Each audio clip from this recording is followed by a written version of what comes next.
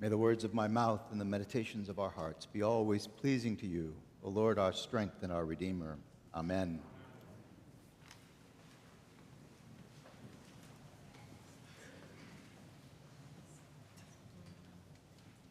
The conflict is ratcheting up. Jesus has declared his intention to go to Jerusalem, and he's beginning to get a lot of attention, some of it unwelcome. And this strange encounter occurs. The Pharisees come and tell Jesus, "Get away from here, for Herod wants to kill you." Why? I thought the Pharisees were the bad guys. The Pharisees are the ones that are always challenging Jesus, getting mad at him for healing on the Sabbath. The Sabbath controversy, that was the Pharisees. The Pharisees are the ones who come and complain, "Why do you eat with sinners, with tax collectors and prostitutes?" There's so much conflict between the Pharisees and Jesus. But today they come and they tell him, "Get away from here, because Herod wants to kill you." Well, there's some more conflict. Herod wants to kill you because of what you've been preaching and teaching. Herod wants to kill you like he killed John. And Jesus says, "Tell that fox that today and tomorrow I am healing and performing cures, and on the third day I will finish my work." We know what the third day is. And he is on his way to Jerusalem.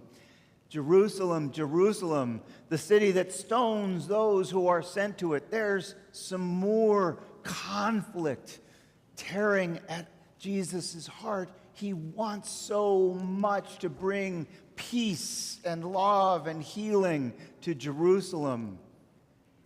And yet he knows that what he will find there is more conflict. This story is full of conflict.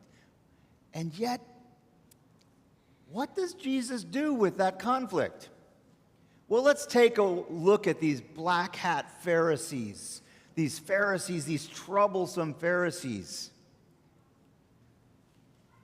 Jesus has dinner with them 3 times in Luke's gospel. He goes and he has dinner with the Pharisees, and he has long conversations with them about God and love and compassion. The Pharisees are amongst the very first people we hear in Acts 15. We hear that the Pharisees were amongst the very first people to believe in Jesus, to trust in Jesus, that he was the one sent by God. And how does Jesus deal with Jerusalem, this troublesome city that kills the prophets and stones those who are sent to it?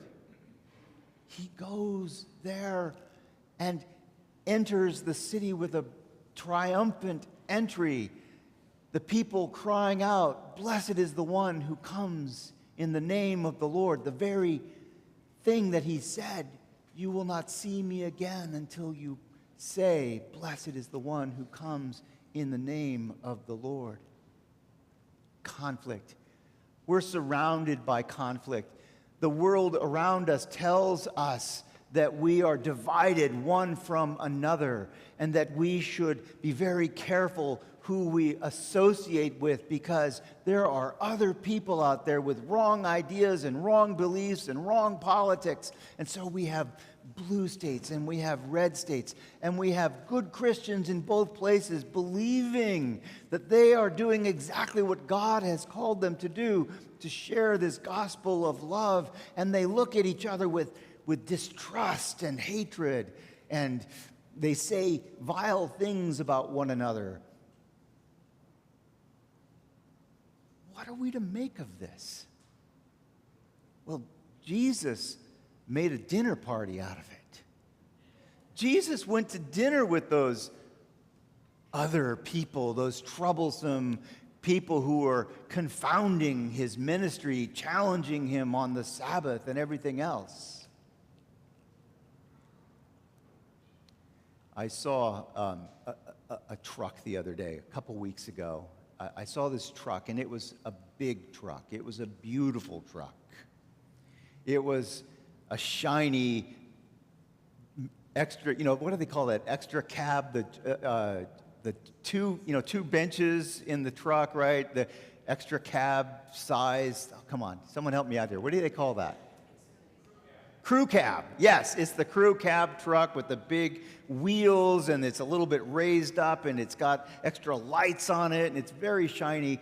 You look at this, and you know this truck had to cost somewhere around $80,000. This is a big deal. It's not just a little F-150, right? This is a real truck. Great big old shiny new truck. And on the back of this truck, there was this strange thing.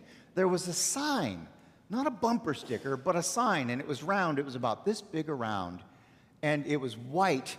And on the sign, it said, "I don't owe you Jack." And I won't say the last bit. "I don't owe you Jack." And I saw this truck in front of me here in Corvallis, this beautiful truck, and this sign that was just so confrontational. And I thought to myself, that has got to be the ugliest thing I've seen on a car ever. How could someone feel that way? How could someone feel that way about the world around them? How could that be the message that they want every other driver on the road to hear, to read, to see, to know is true about them? It really bothered me. I mean, it bothered me so much that days later I was still thinking about it, trying to understand. How could someone say such a thing? Jesus went to Jerusalem.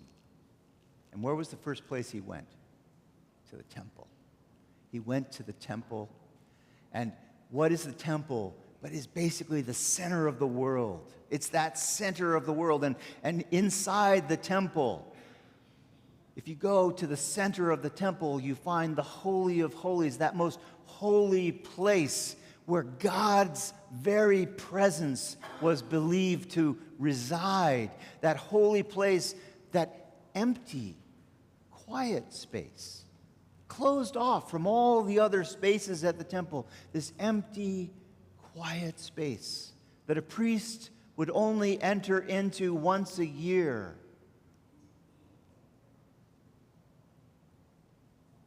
That place of quiet where God would be encountered. Jesus went to that place when he entered into Jerusalem. And I went to that place as best I'm able in my prayers, asking God, what am I to do with a message as ugly as that sign on the back of the truck? I don't owe you Jack. And it came to me. I realized that the owner of that truck was right. It's true. That sign is true.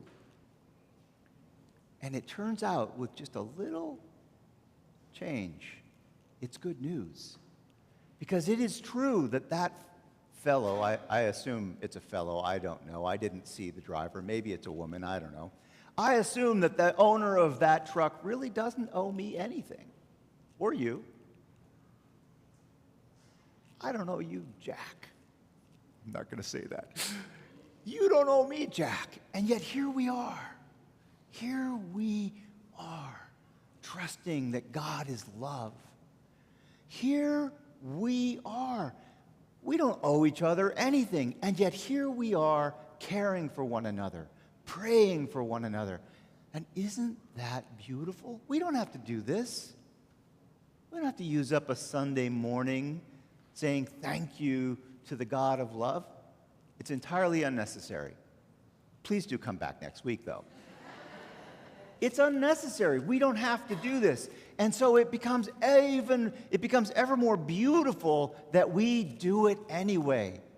That when someone is hungry, we offer food. When someone is suffering and grieving, we sit with them. We give them the comfort of our company.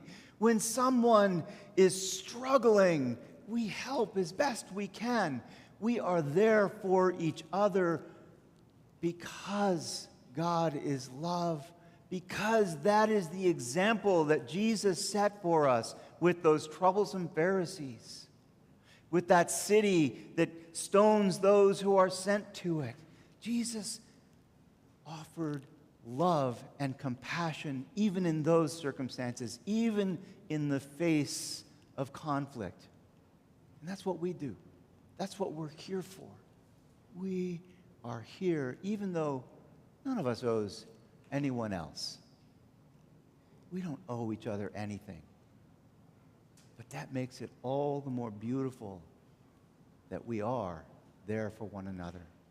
And we will be there for each of you, will be there for one another, and we will be there for the community around us, and we will be there to work for social justice, not because we owe someone something, but because we can, because we care, because God is love, and that is what God calls us to.